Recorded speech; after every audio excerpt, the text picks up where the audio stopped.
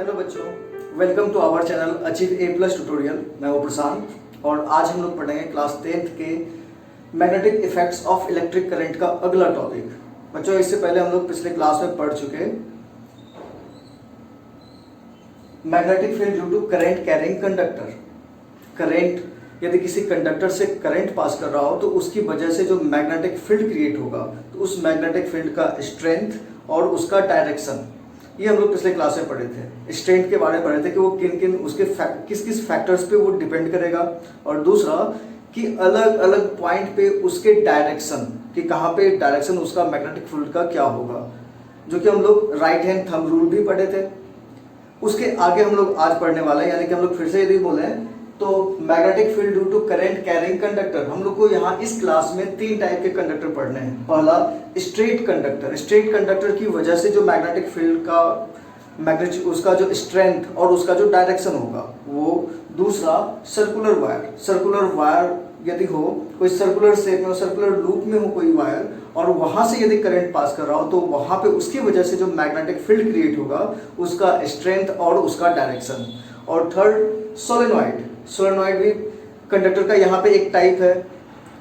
उसकी वजह से एक सोलेनॉइड शेप में यदि कोई वायर है तो उसकी वजह से वहां से यदि करंट पास हो तो उसकी वजह से वहां जो मैग्नेटिक फील्ड का स्ट्रेंथ और उसका डायरेक्शन वगैरह, ये सारी चीज हम लोग को पढ़ना है कि उसका स्ट्रेंथ किस फैक्टर्स पे डिपेंड करेगा और उसका डायरेक्शन हम लोग किस तरीके से जानेंगे।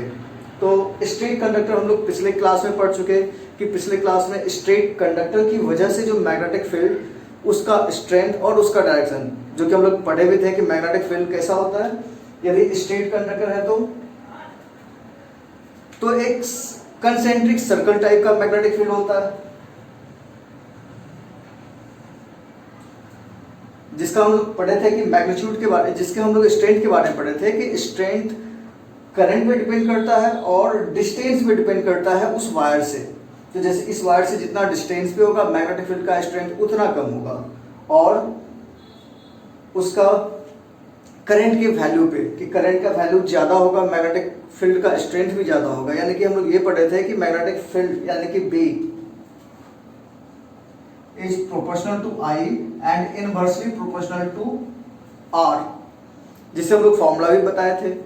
और अब हम लोग का है सर्कुलर वायर। सर्कुलर वायर भी यदि ये क्लियर है तो सर्कुलर वायर भी समझ सकते हैं। सर्कुलर वायर हम लोग उसका से कुछ ऐसा बोल सकते हैं कि यदि कोई एक स्ट्रेट कंडक्टर है और उसको हम लोग बेंड कर दें तो मतलब कि वो कैसा शेप उसका होगा, तो एक सर्कल टाइप का, और उसके भी जो मैग्नेटिक फील्ड का स्ट्रेंथ और डायरेक्शन है कुछ इसी तरीके से समझा जा सकता है। सर्कुलर वायर का मतलब कुछ ऐसा हो सकता है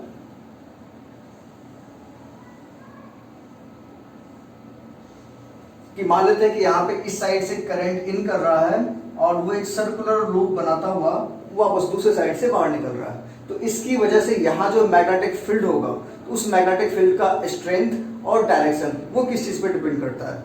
यदि हम लोग स्ट्रेंथ की बात करें तो फिर से इसका स्ट्रेंथ करंट के वैल्यू पे डिपेंड करेगा, यानी कि सर्कुलर वायर के लिए मैग्नेटिक फील्ड का strength is directly proportional to current and inversely proportional to radius. यहाँ पे एक और फैक्टर हम लोग बोल सकते हैं और वो है नंबर ऑफ टर्न्स। यानी कि यदि एक रिंग टाइप का स्ट्रक्चर, एक सर्कुलर लूप है, उसकी वजह से जो मैग्नेटिक फील्ड होगा और वो नंबर ऑफ लूप हम लोग बढ़ा दें तो मैग्नेटिक फील्ड का स्ट्रेंथ बढ़ जाएगा। तो सबसे पहला कि मैग्नेटिक फील्ड किसी सर्कुलर वायर के लिए डिपेंड किस चीज पे कर रहा है, तो I पे और R पे, और इसको हम लोग फॉर्मूला से भी लिख सकते हैं कि B और I और R इस दोनों पे डिपेंड कर रहा है। तो एक साथ कंबाइन करके लिखें तो B is proportional to I by R।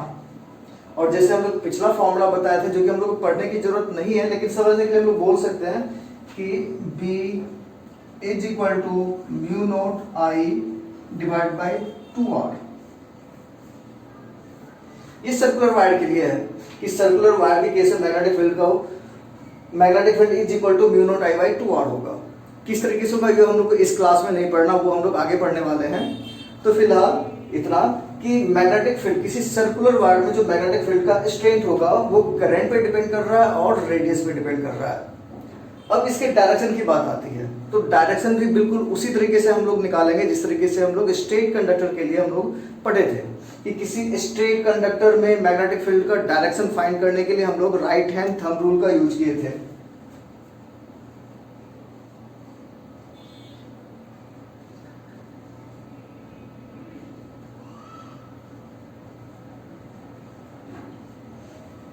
और ये राइट हैंड थंब रूल क्या है, तो ये बताया गया था कि यदि एक स्ट्रेट कंडक्टर हो, उस स्ट्रेट कंडक्टर को हम लोग अपने राइट हैंड से इस तरीके से पकड़े कि हम लोग का जो थंब का डायरेक्शन है वो करंट का डायरेक्शन हो, तो बाकी जो 4 फिंगर्स हैं वो मैग्नेटिक फील्ड का डायरेक्शन बता रहा होता है।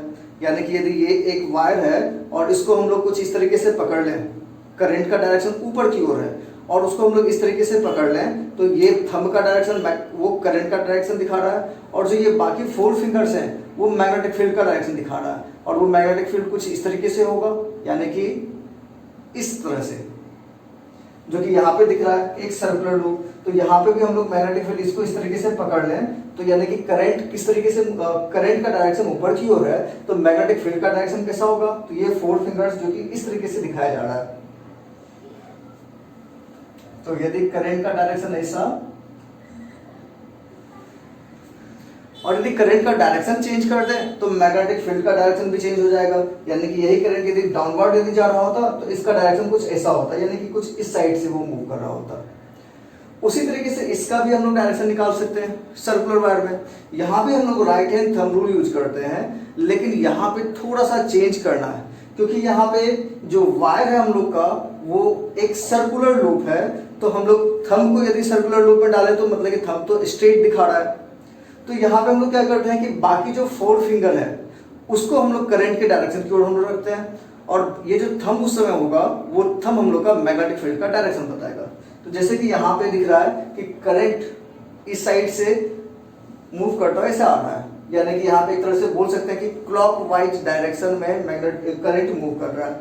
तो उस क्लॉकवाइज डायरेक्शन में हम लोग अपने इस 4 फिंगर को रख रहे हैं, तो थंब का डायरेक्शन किधर है, तो अंदर की ओर है, यानी कि मैग्नेटिक फील्ड वो अंदर की ओर जा रहा है, यानी कि ये इधर से अंदर की ओर जाएगा और फिर उस साइड से निकलेगा कुछ इस तरीके से।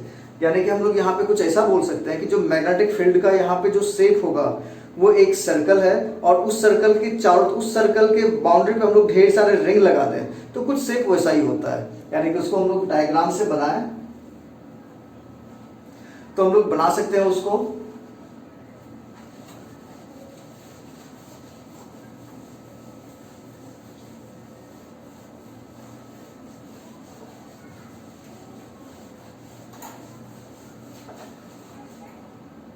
ठीक है, तो magnetic field due to circular wire, और यदि वो सर्कुलर वायर का शेप कुछ ऐसा हो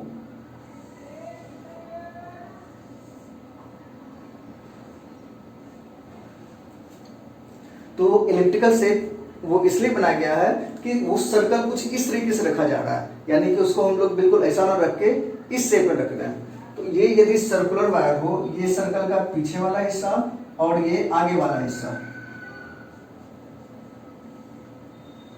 तो हर हिस्से में वहां पे जो सर्कुलर, जैसे स्ट्रेट कंडक्टर में था कि सर्कुलर शेप में मतलब कि मैग्नेटिक फील्ड होता था, तो यहाँ भी मैग्नेटिक फील्ड ऐसा होगा, यहाँ ऐसा होगा, और इसी तरीके से चारों साइड होगा। यानी कि जो स्ट्रेट कंडक्टर था कुछ ऐसा था। यदि इस पॉइंट पे बोले तो यहाँ पे भी सर्कुलर शेप में, इस पॉइंट पे बोले तो यहाँ पे भी सर्कुलर शेप में, इस पॉइंट पे बोले तो यहाँ भी सर्कुलर शेप में।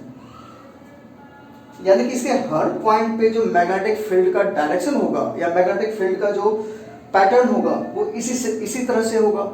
और यदि इस सारे को बेंड कर दें तो ये सर्कुलर पार्ट तो हर जगह दिख रहा है, यानी कि यदि यहाँ पे बोले तो यहाँ पे भी सर्कल कुछ ऐसा, इस साइड में बोले तो यहाँ पे भी कुछ ऐसा,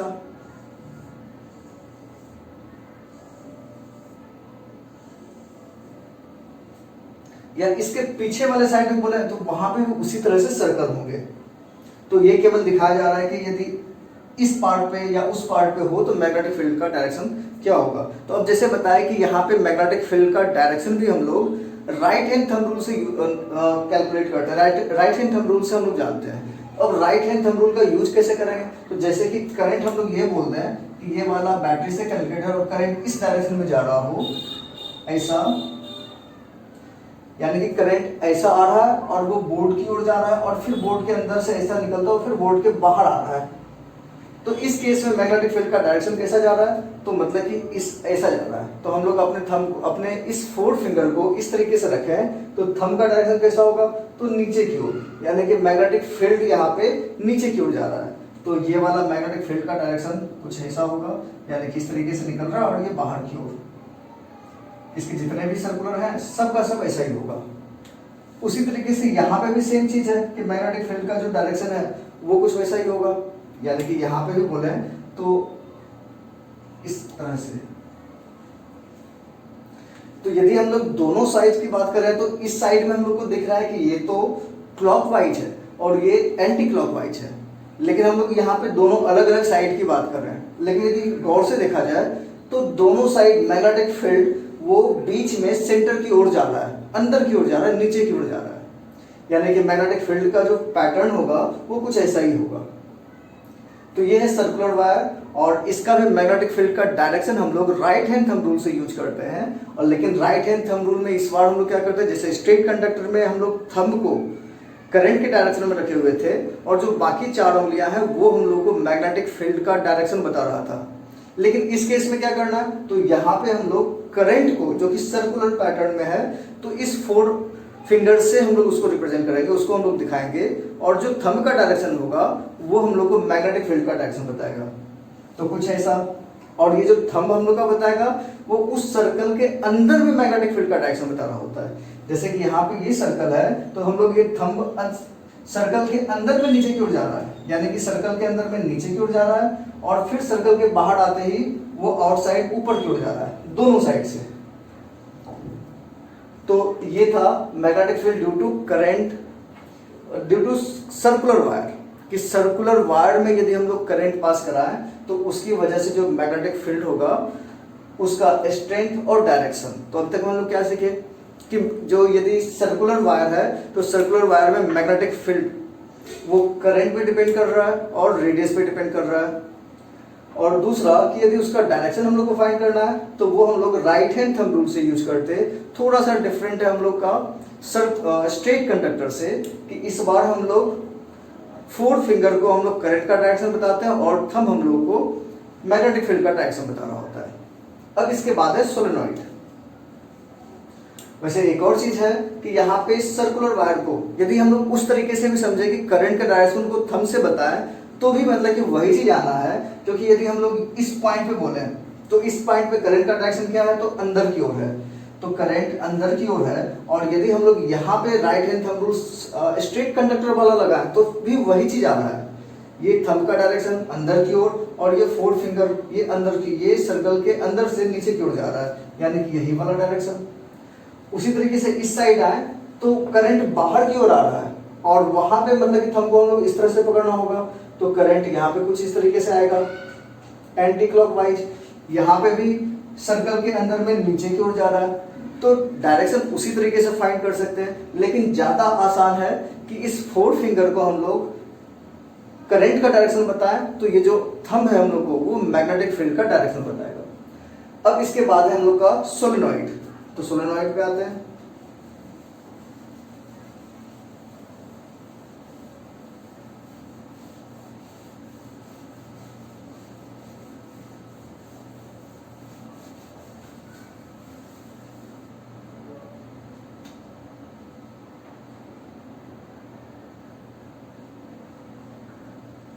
तो इसके बाद है सोलेनॉइड। तो सोलेनॉइड क्या होता है, तो सोलेनॉइड को हम लोग को डिफाइन करना हो तो हम लोग बोल सकते हैं कि a cylindrical coil of wire acting as a electromagnet या फिर केबल मैग्नेट। तो a cylindrical coil of wire acting as a magnet when carrying current. हम लोग जब वो करंट को कैरी करता है, जो सिलिंड्रिकल वायर, सॉरी मतलब यहाँ पे जो शेप है उसका वो क्या है, तो सिलिंड्रिकल कॉइल है।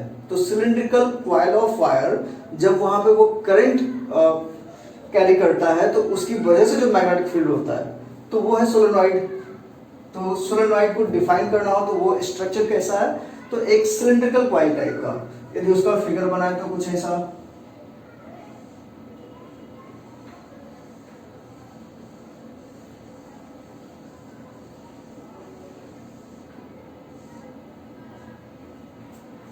कि यहाँ पे ये जो पार्ट है एक सर्कुलर लूप, कई सारे सर्कुलर लूप टाइप का स्ट्रक्चर है। ये जो स्ट्रक्चर है मतलब यहाँ पे हम लोग देख सकते हैं कि ये एक सिलेंडर टाइप का शेप है, यानी कि ये सिलेंडर कुछ इस तरीके से जा रहा है, कोई उसके एक साइड से करंट जा रहा है, दूसरी साइड से आ रहा है, एक साइड से आ रहा है, दूसरी साइड से आ रहा है। तो ये जो शेप है इसको हम लोग सोलेनॉइड स्ट्रक्चर बोलते हैं। इसको हम लोग या फिर ऐसे भी बोल सकते हैं कि जो शेप है इसका, a long tightly wound helical coil of insulated metallic wire, ये भी इसको भी हम लोग बोल सकते हैं क्या, तो ये एक सोलेनॉइड है। अब सोलेनॉइड को हम लोग शेप हम लोग को समझ में आ रहा है कि शेप कैसा है, तो जैसे स्प्रिंग टाइप का स्ट्रक्चर होता है तो वो स्प्रिंग टाइप का स्ट्रक्चर सा है शेप। और यदि हम लोग इसके मैग्नेटिक फील्ड के स्ट्रेंथ की बात करें तो जिस तरीके से स्ट्रेंथ हम लोग पिछले टॉपिक में देखे थे कि एक तो करंट पे डिपेंड करता है, रेडियस पे डिपेंड करता है, तो उस पर तो डिपेंड करता ही है। और यहाँ पे एक थर्ड पॉइंट आता है number of turns per unit length. तो magnetic field also depends on n, और ये n क्या है, तो number of turns per unit length. तो यदि यूनिट लेंथ इसका per unit length number of turns ज्यादा होगा तो मैग्नेटिक फील्ड का स्ट्रेंथ भी ज्यादा होगा। और हम लोग ये चीज देख चुके हैं कि पिछले क्लास में यानी क्लास 8 वगैरह में जो इलेक्ट्रोमैग्नेट पढ़ते थे वो उसका स्ट्रक्चर भी कुछ ऐसा ही था, यानी कि कोई एक मेटेलिक सिलेंडर होता था जिसमें कि वायर इस तरीके से लपेटे हुए होते थे और हम लोग वहां पे करंट जब पास कराते थे उसके एक एंड से, तो मतलब कि वो एक मैग्नेट की तरह बिहेव करता था और उस मैग्नेट को हम लोग इलेक्ट्रोमैग्नेट बोलते थे, क्योंकि वहां पे इलेक्ट्रिसिटी पास करने की वजह से वो मैग्नेट बन रहा है और उसका वो परमानेंट मैग्नेट से ज्यादा स्ट्रेंथ उसका होता था। तो ये इसका मैग्नेटिक फील्ड भी ज्यादा स्ट्रॉन्ग होता है बाकी सारे से। अब इसके डायरेक्शन की बात करें, ठीक है, मैग्नेटिक फील्ड है तो इसका डायरेक्शन क्या होगा, तो इसके डायरेक्शन को हम लोग भी राइट हैंड थंब रूल से ही हम लोग निकालते हैं। तो राइट हैंड थंब रूल से कैसे, तो इसके जो पैटर्न है करंट का वो भी सर्कुलर है, यानी कि उसको हम लोग यदि इस साइड से देखा जाए तो वो एक सर्कुलर पैटर्न दिख रहा है कि एक सर्कल है और सर्कल में यदि हम लोग बोले कि करंट अंदर से जा रहा है और इस तरीके से बाहर क्यों आ रहा है, यानी कि एक साइड से जैसे कि ये जो शेप बना हुआ है इसके नीचे के साइड से करंट अंदर की ओर जा रहा है और वो घूमता हुआ ऊपर की साइड से बाहर की ओर आ रहा है, तो ये शेप कुछ इसी तरीके से दिख रहा है। तो ये क्या है, तो ये करंट का डायरेक्शन हो गया। तो उस करंट के डायरेक्शन में हम लोग इस 4 फिंगर को रख लें तो वो जो थंब का डायरेक्शन होगा वो मैग्नेटिक फील्ड का डायरेक्शन बताएगा। तो यदि हम लोग यहाँ पे बोले तो करंट क्या हो रहा है, तो करंट अंदर से बाहर की ओर जा रहा है, यानी इसको हम लोग कुछ इस तरीके से रखना होगा। तो ये जो थंब का डायरेक्शन है वो इस साइड है, यानी कि करंट हम लोग इधर से इन कर रहा है और बाहर की ओर आ रहा है, फिर से इधर से इन कर रहा है फिर बाहर आ रहा है। तो करंट मैग्नेटिक फील्ड का जो डायरेक्शन होगा वो थंब का डायरेक्शन, जो थंब का डायरेक्शन मैग्नेटिक फील्ड का डायरेक्शन बताएगा। और ये थंब का डायरेक्शन किधर है, तो वो इस साइड में है। तो मैग्नेटिक फील्ड इस सोलेनॉइड के अंदर में थंब का डायरेक्शन बाहर की ओर जा रहा है, वो इस साइड है, यानी कि मैग्नेटिक फील्ड का डायरेक्शन भी इधर होगा। यानी कि मैग्नेटिक फील्ड का जो डायरेक्शन है वो इनसाइड सोलेनॉइड, कि सोलेनॉइड के अंदर में इस साइड से उस साइड है। और जैसा कि हम लोग को शेप दिख रहा है और हम लोग पढ़े हुए हैं कि जो मैग्नेटिक फील्ड होता है, मैग्नेटिक फील्ड लाइन वो क्लोज्ड कंटिन्यूअस कर्व होता है, तो इसका शेप भी कुछ ऐसा ही है कि मैग्नेटिक फील्ड इस तरीके से जा रहा है और वो कुछ इस एंड तक आएगा और फिर उसके बाद यहाँ से वापस इस एंड तक आएगा। तो यदि हम लोग इसको कंपेयर करें तो ये एक बार मैग्नेट की तरह दिख रहा है। जैसे बार मैग्नेट था हम लोग का, बार मैग्नेट कैसा था, तो ये बार मैग्नेट एक नॉर्थ पोल और एक साउथ पोल, और यहाँ पे हम लोग मैग्नेटिक फील्ड लाइंस पढ़े थे कि magnetic field lines closed continuous curve है, क्लोज्ड कंटिन्यूअस इमेजिनरी कर्व है। और उसका जो डायरेक्शन पढ़े थे वो पढ़े थे कि आउटसाइड मैग्नेट वो नॉर्थ से साउथ की ओर जाता है और इनसाइड मैग्नेट वो साउथ से नॉर्थ की ओर जाता है। यानी कि मैग्नेटिक फील्ड का डायरेक्शन कुछ ऐसा था।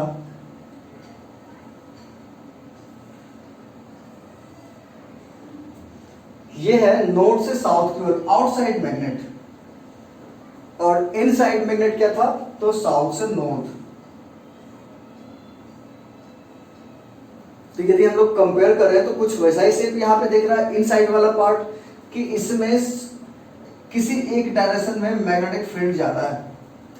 किधर से मैग्नेटिक फील्ड निकल रहा है, तो साउथ से निकल रहा है, नॉर्थ की ओर जा रहा है। तो क्लियरली यहाँ पे दिख रहा है कि ये वाला पार्ट इधर से जा रहा है, तो इनसाइड मैग्नेट साउथ से निकल रहा होता है, यानी कि ये वाला पार्ट साउथ इन होगा।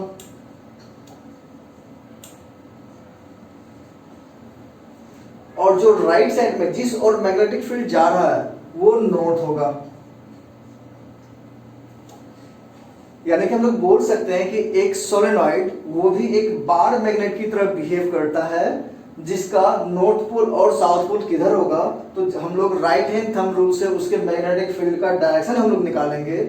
और वो जो डायरेक्शन है, जैसे हम लोग पिछले सर्कुलर बार में पढ़े थे कि जो थंब का डायरेक्शन है वो मैग्नेटिक फील्ड का डायरेक्शन बताता है, लेकिन वो थंब मैग्नेटिक फील्ड को किस तरीके से दिखाता है, तो वो सर्कल के अंदर में दिखाता है। कि यदि वो एक सर्कल है उसको हम लोग इस तरीके से पढ़ रहे हैं, तो सर्कल के अंदर में मैग्नेटिक फील्ड का डायरेक्शन क्या है। तो यहाँ पे भी एक सर्कुलर क्या है, ये सोलेनॉइड है, सर्कुलर शेप में है। तो यहाँ पे भी जो मैग्नेटिक फील्ड का डायरेक्शन है, ये थंब जो बता रहा है वो उस सोलेनॉइड के अंदर का दिखा रहा है। तो इस सोलेनॉइड के अंदर में मैग्नेटिक फील्ड इस साइड से इस साइड जा रहा है। और हम लोग पढ़ चुके हैं पिछले क्लास में कि magnetic field lines inside magnet south से नॉर्थ जाता है, यानी कि जिस एंड से मैग्नेटिक फील्ड दूसरे एंड की ओर जा रहा है वो साउथ वाला एंड है, यानी कि वो साउथ पोल है। और जो नेक्स्ट जिस और मैग्नेटिक फील्ड का डायरेक्शन है वो नॉर्थ एंड है। करंट का डायरेक्शन चेंज कर देंगे तो मैग्नेटिक फील्ड के जो मैग्नेटिक फील्ड का डायरेक्शन है वो चेंज हो जाएगा, यानी कि फिर ये साउथ पोल हो जाएगा, ये नॉर्थ पोल हो जाएगा।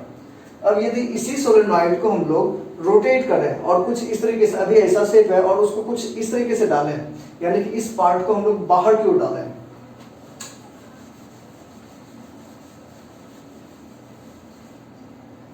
तो उसका शेप कैसा होगा, तो वो कुछ इस तरीके से जा रहा है करंट और उस साइड से निकल रहा होगा, यानी कि इसका डायरेक्शन कुछ ऐसा है। एक तरह से बोले तो कैसा डायरेक्शन है, तो ये क्लॉकवाइज डायरेक्शन है, कि करंट का डायरेक्शन क्लॉकवाइज है। तो करंट क्लॉकवाइज डायरेक्शन हो करंट का, तो वो एंड कौन सा, तो साउथ एंड, यानी कि जो क्लॉकवाइज डायरेक्शन करंट का होगा तो वो वाला एंड साउथ पोल होगा।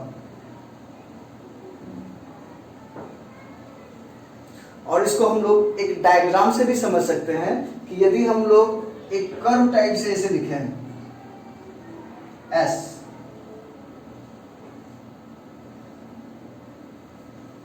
तो यहां पे दिख रहा है कि ये वाला एंड क्लॉकवाइज डायरेक्शन में है, ये वाला एरो, और ये वाला एरो भी क्लॉकवाइज डायरेक्शन में है।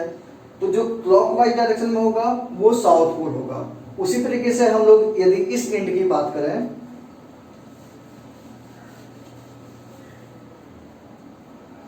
तो यहाँ पे क्या है, तो वो एंटी क्लॉकवाइज में है। तो यहाँ पे करंट का डायरेक्शन कुछ इस साइड से इन कर रहा है और ऐसा है।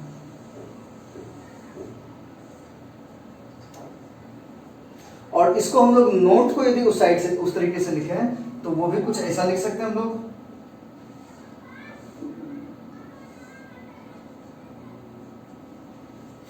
तो इस फिगर में नॉर्थ का डायरेक्शन कैसा है, तो वो एंटी क्लॉकवाइज है। इसमें साउथ का डायरेक्शन कैसा है, तो क्लॉकवाइज है। तो ये एरो करंट का डायरेक्शन बताता है और उस एरो के साथ हम लोग वो पोल बोल सकते हैं।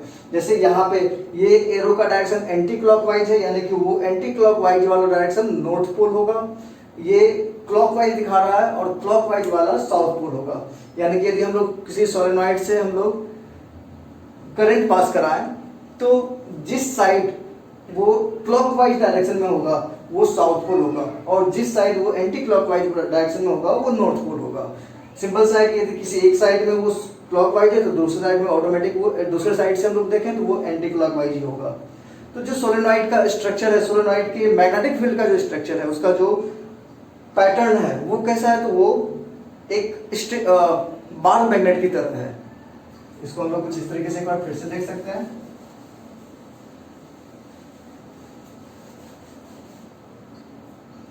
कि ये मैग्नेटिक फील्ड बाहर निकलेगा और कुछ ऐसा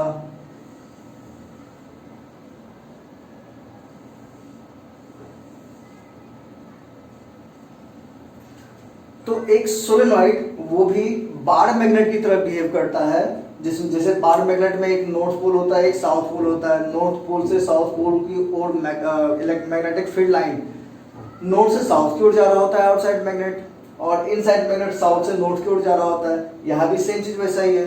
तो एक सोलेनॉइड वो एक बार मैग्नेट की तरह बिहेव करता है और उसका जो मैग्नेटिक फील्ड का पैटर्न है वो कुछ इसी तरीके से होगा जैसे कि बार मैग्नेट था। तो ये था सोलेनॉइड। और सोलेनॉइड हम लोग जो पढ़ते हैं, सोलेनॉइड का जो यूज है तो वो है मैग्नेटिक फील्ड क्रिएट करने में, स्ट्रॉन्ग मैग्नेटिक फील्ड क्रिएट करने में। यानी कि जब कभी स्ट्रॉन्ग मैग्नेटिक फील्ड का जरूरत होता है तो हम लोग सोलेनॉइड का यूज कर सकते हैं, जैसे कि इलेक्ट्रोमैग्नेट का भी यूज करते हैं। यदि यहाँ पे क्या है तो ये स्ट्रक्चर एक सिलिंड्रिकल शेप में, एक सिलिंड्रिकल कॉइल का शेप है। उस सिलिंड्रिकल कॉइल के अंदर में हम लोग यदि कोई मैग्नेटिक मटेरियल डाल रहे हैं, जैसे कि सॉफ्ट आयरन डालते हैं, तो मतलब कि इसका मैग्नेटिक फील्ड का स्ट्रेंथ ऐसे भी बढ़ जाएगा। जो जैसे कि हम लोग इलेक्ट्रोमैग्नेट में देखते हैं, इलेक्ट्रोमैग्नेट में क्या होता है तो हम लोग किसी मैग्नेटिक मटेरियल के चारों तरफ वो कॉइल बनाते हैं हम लोग, यानी कि वो सिलिंड्रिकल कॉइल, और उसके बाद करंट पास कराते हैं तो वहां पे मैग्नेटिक फील्ड वो इलेक्ट्रोमैग्नेट की तरह बिहेव करता है। और इलेक्ट्रोमैग्नेट का ये खासियत भी है कि उसके डायरेक्शन, उसके हम लोग पोल को चेंज कर सकते हैं, यानी कि north pole south pole depend करता है कि करंट पे, करंट का डायरेक्शन चेंज कर देंगे तो उसका पोल भी चेंज हो जाएगा।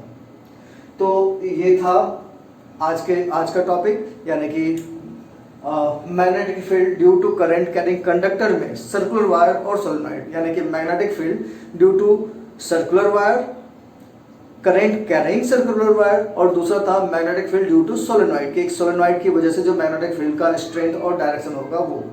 अब इसके बाद हम लोग को अगले टॉपिक में पढ़ना है इलेक्ट्रोमैग्नेट, परमानेंट मैग्नेट, और सबसे इंपॉर्टेंट वो है force due to current carrying conductor in a magnetic field, कि किसी मैग्नेटिक फील्ड में यदि हम लोग कोई करंट कैरिंग कंडक्टर रखते हैं तो वहां क्या होगा।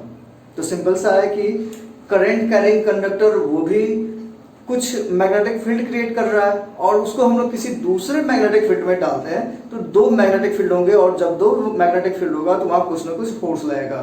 तो हम लोग अगले टॉपिक में पढ़ने वाले हैं कि वो फोर्स किस तरीके से लग रहा होगा, यानी कि मैग्नेटिक फील्ड में यदि हम लोग करंट कैरिंग कंडक्टर कोई रखते हैं तो वहां पे जो फोर्स लगेगा वो इलेक्ट्रोमैग्नेट, परमानेंट मैग्नेट, ये सारी चीज। तो आज की वीडियो में बस इतना ही, बाकी सारे हम लोग अगले क्लास में करेंगे। Thank you.